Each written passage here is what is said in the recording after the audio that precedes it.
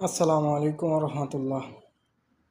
এই যে শুক্রবারের দিন মক্তবে একটা লোকও নাই, কিন্তু আমারে ঠিকই আইনা বসে রাখছে, অফিস খুলিয়া বসে রাখছে, একটা লোকও নাই।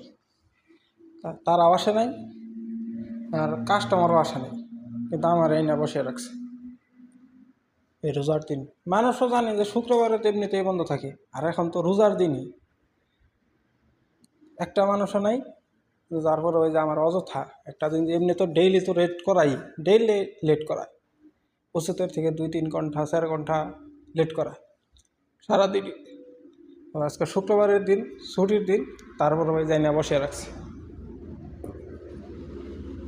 আসবো, তারা আসবো, হয়তো তাদের যে কোনো এক ভাই আসবো, ওই শেষের দিকে আসবো, মানে আমার আরও একটু লেট করানোর জন্য আসবো।